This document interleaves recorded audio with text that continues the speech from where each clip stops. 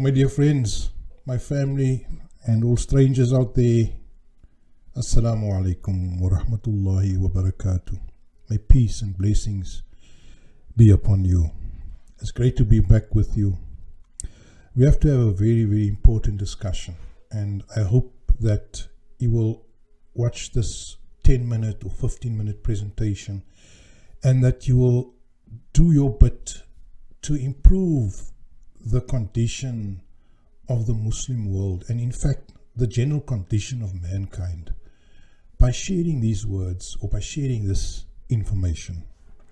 You know, the problem that we're addressing in the channel is the problem of the greatest gift, the greatest tool of emancipation. The book, the guide, the code, the holy text of the Quran, not serving the purpose it was meant to serve, namely to eradicate slavery, oppression, and injustice on this planet.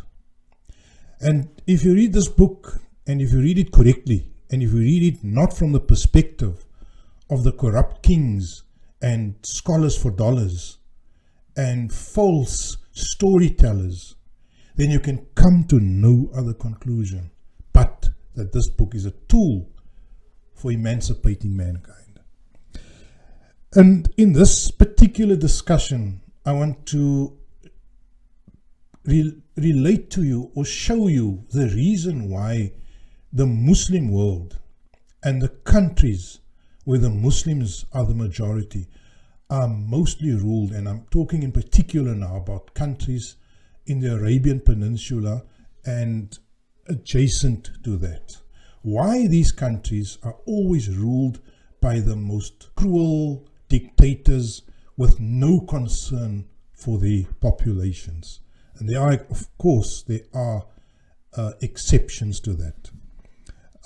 But let me show you why this is the case. Now, I'm going to show you a book called the Umdatus Salik, or the Reliance of the Traveler.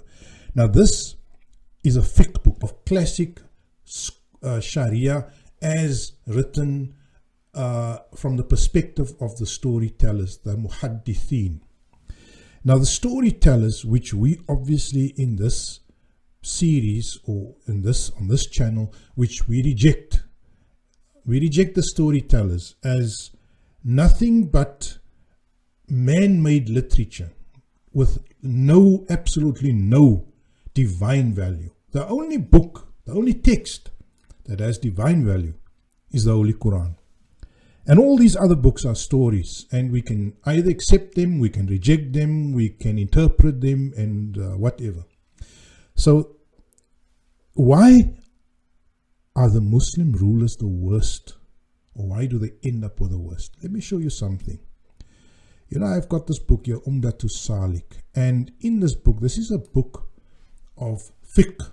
In other words, it's a book that tells Muslims that, based on the scholars, Imam Shafi'i in this case, who is the founding father of this particular school of thought, his arguments in terms of rulership and leadership in the Muslim world. And let us look at what he says. He says, first of all, in this book, Umdatus Salik, and this is translated by Noah Hamim Kalla, known, famous sort of Salafist character in the West. And what does he say? Let's look at what he says. First of all, fairly interesting start by saying that there ought to be a caliph, which is reasonable. It cites the Quran. You who believe, obey Allah and obey the Prophet and those of authority amongst you. That's all very reasonable. But then suddenly it takes a nasty turn. It starts relating a hadith an Abu Huraira, and then it says here, it says, Abu Huraira relates that the Prophet said, leaders will rule after me. The God-fearing of them will rule you with God-fearingness, and the profligate ruling you with wickedness. So listen to them and obey them in everything that is right. Okay, in his defense, he says in everything that is right. So, but you know, how do you obey a profligate in everything that is right when he is basically going to deceive you?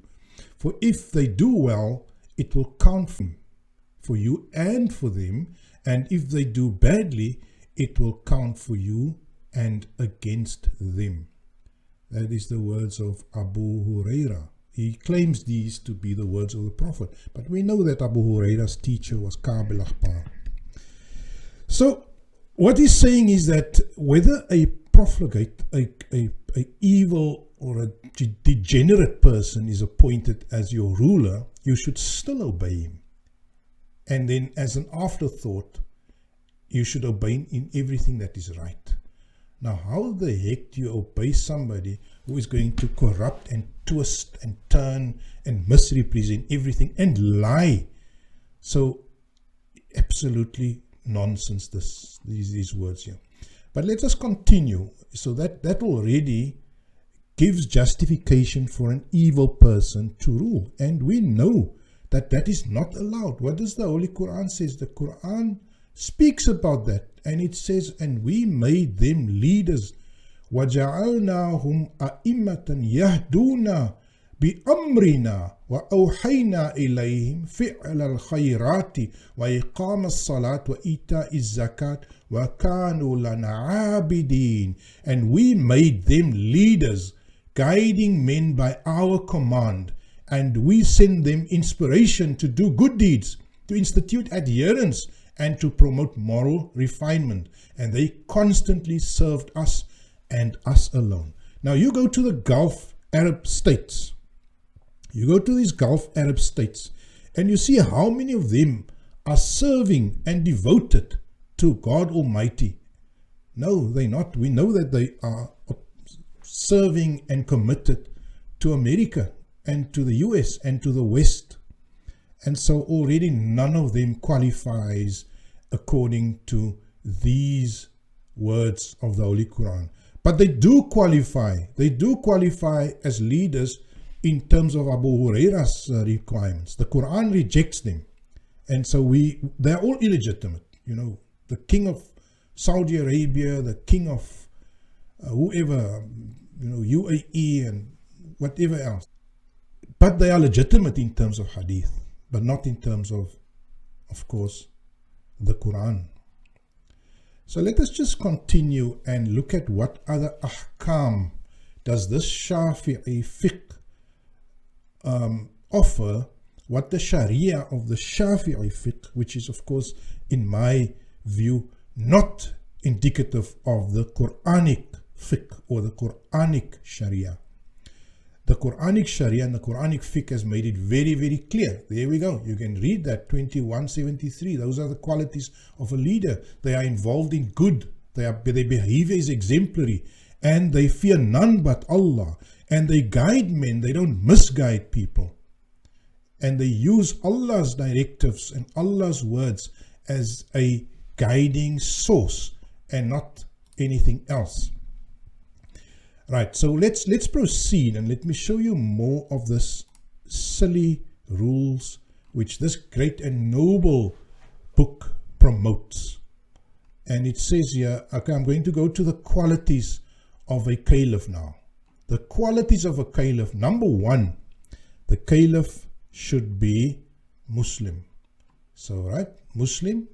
So if you're a Muslim, no matter what degenerate person you are, as long as you say you're a Muslim. Which is no wonder why so many fools and idiots have ruled the Muslim world by simply saying that they are Muslim. Right, so they must be Muslim. They must have legal responsibility. Now that's a technical fiqh term. It means bulugh. It means that they are mukallaf, that they are legally accountable. It's a certain age normally according to the Shafi'i fiqh when a boy when a boy can father children, when a woman can become a mother, or or whether they've developed a certain level of intellect and intelligence. So let us continue and look at the other qualities that they must possess. According to this book, Umdatu Salik, this great noble fiqh book, it says they must be competent and worthy of respect. Okay, number D, they must be masculine. So there's no way for a feminine person to become the ruler or the caliph, according to this fiqh. So if all the men are evil and there's one good woman, you should allow those evil men to rule that one good woman. And that is according to the fiqh here. Of course, no basis in the Quran. Right? The Quran does not mention masculinity as a prerequisite. And if you can find a verse, please do show me. Masculinity is not a prerequisite for leadership. Right, so let's look at the next one. People that leaves to a woman. This is a hadith here. And again, attributed falsely to the Holy Prophet. A people that leaves its leadership to a woman will never succeed. Right? So all of this text is drawn out of stories, right? Hadith stories. Let's look at some of the qualities more. They must be of the Quraysh tribe. Now, you know what? The Quraysh tribe doesn't even exist anymore. What nonsense is this? The Imams are of Quraysh. That's a hadith. Again, just bunk. And then let's look at the next one. Right, so the leader must be from Quraysh. So no chance for you Africans, for you Europeans, for you Chinese to ever lead the world, because they've turned the Arabs into the tribe of leaders, and obviously no basis in the holy text of the Quran. Right, so expert reasoning, that's fair. I could associate with those points there. Possessed of discernment, I guess. Upright, I guess. But it is valid. Listen to this now. It is valid if forced to resort to the leadership of a corrupt person. Listen to that nonsense. It is valid to resort to the leadership. If there are no upright leaders or rulers available, then the least corrupt is given precedence. That is so sad. Imagine. And then there are these three ways. I want to end off with this. The three ways that you could come to power. Okay, the first is by oath of fealty, by the people who are important. Right? So that's the first way. All the important people can gather and can appoint the leader. Right? The second way is, this is according to Shafi fiqh. I'm not in agreement with this, of course. The second way is, the second means is the caliph can appoint a successor. Appointing a successor, meaning someone after him, even if it be his descendant or ancestor.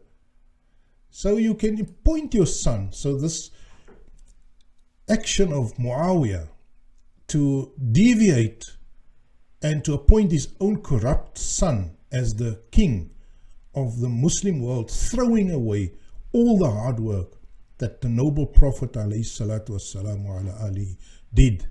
All his hard work, throwing that away and appointing Yazid, a known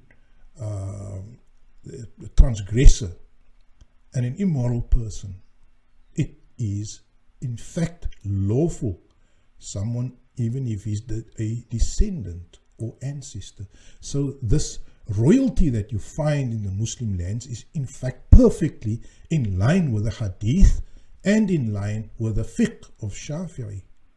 And then the last one, the third way of assuming power or ascending to power is through seizure of power by an individual possessing the qualifications of a caliph. So which means that even if a caliph is legitimate, if a good person is ruling, it is perfectly legitimate for somebody to come and seize power, to usurp power from that leader and to then institute his rule.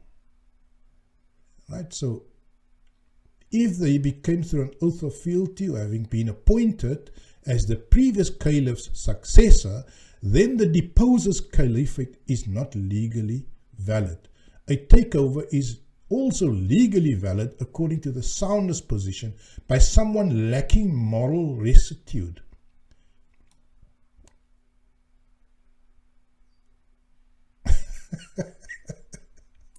My brothers and sisters, I think I've seen enough. I've seen enough. And I want you to let these words, to reflect on these words. Because what we're doing here is we're trying to remedy, we're trying to cure, we're trying to solve a massive problem. And the problem that we're solving here is a Muslim world, Muslim countries that have gone to the dogs. People, even communities, have gone to the dogs. Why? Because they've elected the biggest idiots, morons, tyrants, oppressors to be their leaders, thieves and scoundrels. You know, where I stay in this part of the world, there's no exception, my dear friends. We find some of the worst scoundrels appointed to high office. In fact, it's a practice in this town and in this country. I'm not sure in the rest of the country, but in this town, it used to be a practice in the 1950s and 60s to send the poor performing children, the naughty children, children that were prone to drugs or wine or problems, to send them away to become scholars, to become priests. And so, according to Shafi'i fiqh, according to the Reliance of the traveler, to Salik, yeah, we can see the root of the evil, the root of that evil, the root of Muslims being unable to mount a thorough and a decent position in terms of global evil is because they appoint leaders that sell them out, that become friendly with the West, that sell out their countries and their people. And why? Because they find the justification in the hadith. Abu Hurairah, who himself worked for the Umayyads also. And so there's no way we can be liberated as a Muslim people without liberating ourselves from all this nonsense that you find in these books. And we return, inshallah, with the grace and the qudrat of the Almighty Allah to the real book, to the real message, where it says وَجَعَلْنَاهُمْ أَئِمَّةً يَهْدُونَ بِأَمْرِنَا وَأَوْحَيْنَا إِلَيْهِمْ فِعْلَ الْخَيْرَاتِ وَإِقَامَ الصَّلَاةِ وَإِيتَاءِ الزَّكَاةِ وَكَانُوا لَنَا عَابِدِينَ وَكَانُوا لَنَا عَابِدِينَ. And they constantly serve us and us alone. Let us strive towards that position, my friends, my brothers, and let us try to eradicate the scourge of these false stories and false narratives that are keeping the Muslims and the world in a state of subjugation and oppression. Alhamdulillahi Rabbil Alameen.